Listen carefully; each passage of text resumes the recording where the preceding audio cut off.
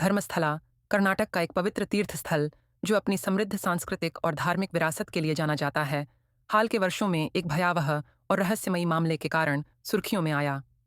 यह कहानी धर्मस्थला मास burial case की है, जो न केवल कर्नाटक बल्कि पूरे देश को झकझोर देने वाला एक सनसनीखेज खुलासा है। यह कहानी एक पूर्व सफाई कर्मचारी के साहस, सामाजिक दबाव और एक पवित्र स्थल के आसपास छिपे अंधेरे रहस्यों की है। आइए इस कहानी को विस्तार से समझते हैं।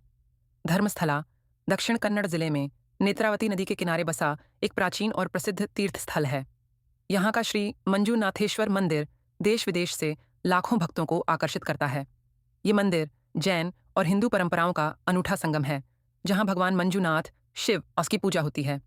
मंदिर की व्यवस्था धर्मस्थला मंजुनाथेश्वर ट्रस्ट द्वारा संचालित होती है और यह क्षेत्र अपनी धर्मार्थ गतिविधियों और सामाजिक कार्यों के लिए भी जाना जाता है। लेकिन 2025 में इस पवित्र भूमि की शांति एक चौंकाने वाले खुलासे से भंग हो गई। कहानी की शुरुआत होती है एक रहस्यमयी व्यक्ति से, जिसे मीडिया में नकाबपोश गवाह के नाम से जाना गया। ये व्यक्ति कोई और नहीं बल्कि धर्मस्थला मंदिर में 19 साल 1955 से 2014 तक सफाई कर्मचारी के रूप में काम करने वाला एक दलित था।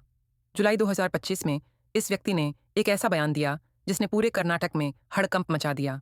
उसने दावा किया कि उसे मंदिर प्रशासन के कुछ प्रभावशाली लोगों के आदेश पर सैकड़ों शवों को दफनाने, जलाने या ठिकाने लगाने के लिए मजबूर किया गया। इन शवों में ज्यादातर महिलाएं और नाबालिग लड़कियां थीं, जिनके साथ कथित तौर पर बलात्कार और हत्या के बाद उनके शवों को गुप्त रूप से ठिकाने लगाया गया।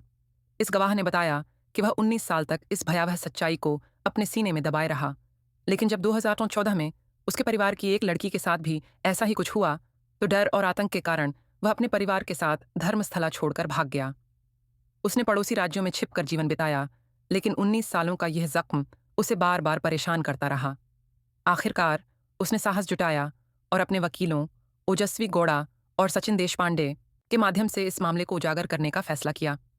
3 जुलाई 2025 को इस पूर्व सफाई कर्मचारी ने अपने वकीलों के साथ बेलथांगड़ी कोर्ट में पहुंचकर मजिस्ट्रेट के सामने धारा 164 के तहत अपना बयान दर्ज कराया।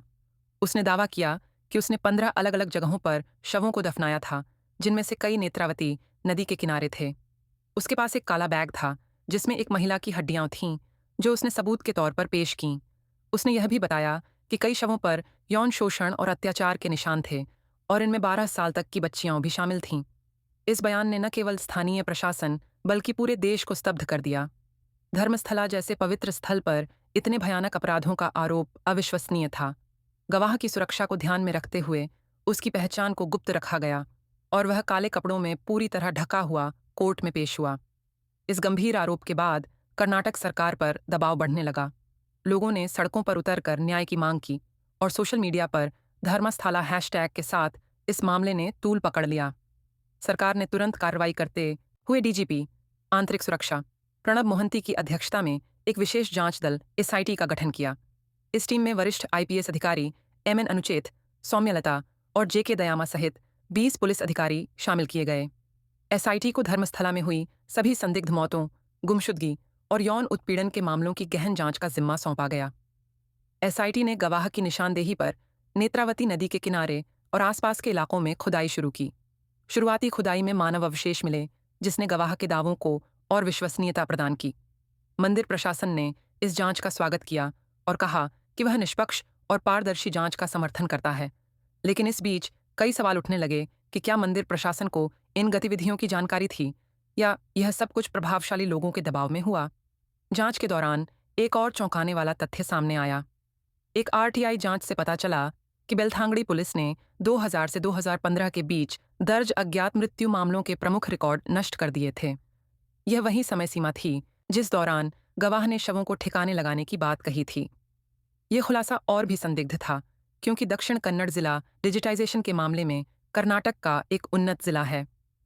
आलोचकों ने सवाल उठाया कि रिकॉर्ड को नष्ट करने से पहले उनका डिजिटलीकरण क्यों नहीं किया गया, खासकर जब उनमें संवेदनशील जानकारी थी।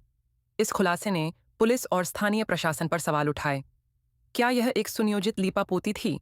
क्या प्रभावशाली लोग इस मामले को दबाने की कोशिश कर रहे थे? इन सवालों ने जांच को और जटिल बना दिया। धर्मस्थला मास बरियल केस ने न केवल धार्मिक बल्कि सामाजिक और राजनीतिक स्तर पर भी हलचल मचा दी।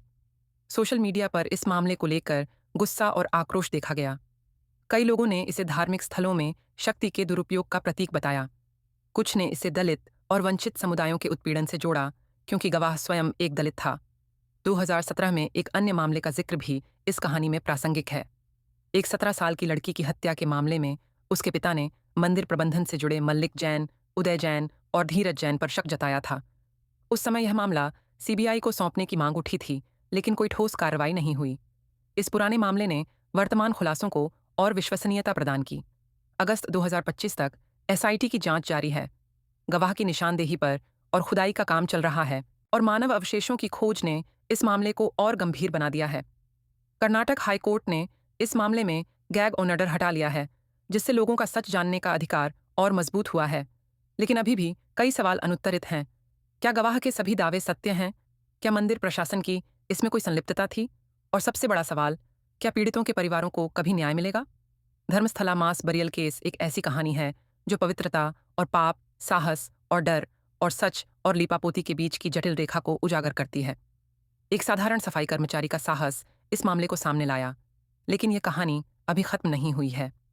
ये एक ऐसी गाथा है जो समाज से सवाल करती है कि हम अपने पवित्र स्थलों को कितना जानते हैं, और वहां छिपे अंधेरे को उजागर करने के लिए कितना साहस चाहिए। जैसा कि जांच आगे बढ़ रही है, पूरे देश की निगाहें धर्मस्थला पर टिकी हैं।